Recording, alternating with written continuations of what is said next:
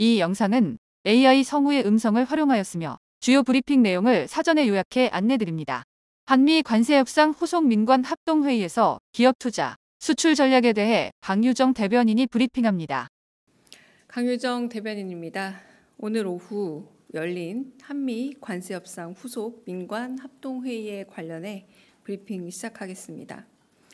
이재명 대통령은 오늘 오후 2시부터 2시간이 넘게 대통령실 회의실에서 이재용 삼성전자 회장, 최태원 SK그룹 회장, 정의선 현대차그룹 회장, 구광모 LG그룹 회장, 여승주 하나그룹 부회장, 정기선 HD 현대 회장, 서정진 셀트리온 회장 등 경제인들과 산업부 장관, 그리고 안보실장, 정책실장, 경제안보비서관 등이 참석한 가운데 관세 협상 후속 민관 합동회의를 주재했습니다. 오늘 회의는 한미 관세 협상이 마무리되면서 기업들의 국내 투자 확대, 수출 다변화, 중소기업과의 상생 협력 및 한미 투자 패키지를 활용한 대미 시장 진출과 양국 경제 협력 방안을 논의하기 위해 마련됐습니다. 오늘 간담회에서 이 대통령은 한미 통상 안보 협상 과정에서 가장 많이 애를 쓴 건 기업인들이라면서 기업인들의 헌신과 노력에 감사를 전했습니다. 동시에 앞으로가 더욱 중요하다면서 경제 문제 해결의 천병인 기업들이 자유롭게 활동할 수 있게 정부가 최선을 다하겠다 밝혔습니다. 더불어 대미 투자가 강화되면서 국내 투자가 줄지 않을까 하는 걱정이 없도록 국내 투자에 마음을 써달라면서 특히 지방산업 활성화에 기업인들이 더 많은 관심을 가져달라 당부했습니다. 또한 이 대통령은 노동 없이 기업하기 어렵고 기업 없이 노동이 존립할 수 없다면서 고용 유연성과 사회 안정망 강화에 대한 사회적 대토론과 대타협도 언젠가 필요하다고 덧붙였습니다. 참석한 기업인들은 미국 시장의 불확실성이 완화된 만큼 이를 바탕으로 미국 시장 확대를 가속화하고 수출 시장도 다변화하는 만큼 국내 시장도 차질 없이 진행해 나가겠다고 밝혔습니다. 이어 2시간이 훌쩍 넘게 진행된 비공개 담화에서 이 대통령은 지방 균형 성장과 글로벌 경제 환경 변화에 따른 수출 시장 다변화 필요성에 대해 언급했습니다. 이어 기업인들에게 어떤 도전 과제가 있는지 대응 해결 방안에 대해 허심탄회하고 깊이 있는 토의를 진행했습니다. 이 대통령은 기업의 애로사항과 함께 다양한 아이디어를 경청하면서 국민 삶을 더 나아지게 하는 방법을 찾는 해결 방안에 대해 긴 시간 논의했습니다. 이상입니다. 혹시 질의 있으시면 질문 받겠습니다. 네. 네, 머니투데이 김성원 기자입니다. 방금 그 대통령께서 비공개 회의에서 기업인들로부터 다양한 아이디어 경청하셨다고 했는데 좀 구체적으로 어떤 아이디어가 나왔었는지 궁금하고요.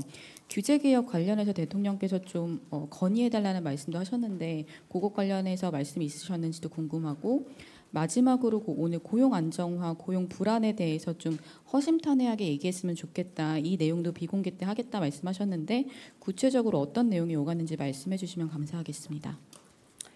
네, 마지막 부분부터 말씀드리자면 고용에 관해서는 기업이 오늘 발표한 부분들도 상당히 많습니다.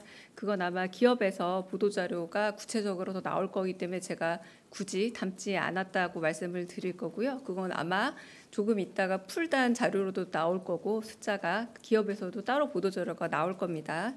그리고 구체적인 아이디어 같은 경우는 이를테면 지방 경제를 활성화하고 지방 균형 성장에 있어서 가장 어려운 점 중 하나가 기업이 내려가는 것 혹은 기업이 지방에서 자리를 잡는 것도 있지만 교육의 문제에 있어서 어려움을 많이 호소를 하는 부분이 있기 때문에 그 부분에 있어서 중학교, 고등학교 교육 문제를 해결하는 데 있어서도 어려움을 많이 해결해야 되지 않겠느냐, 이런 부분은 정부의 교육 정책이라던가 균형 개발 정책과 함께 가야 한다, 이런 논의들이 서로 오갔습니다. 그래서 이런 경험이라던가 이런 부분들이 각 기업이 경험했던 부분들을 좀 공유했다고 할 수 있겠고요.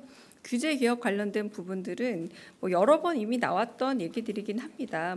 규제 샌드박스 같은 경우에 얘기가 좀 나오기도 하고, 특정한 어느 지역이란 얘기는 안 나왔고 어떤 지역에 일종의 테스트베드 같은 경우를 만들어 봐서 이런 경우가 좀 규제 개혁과 함께 지방을 활성화할 수 있는 방법이 될 수 있지 않을까, 이런 이야기들이 서로 좀 오가기도 했습니다. 네.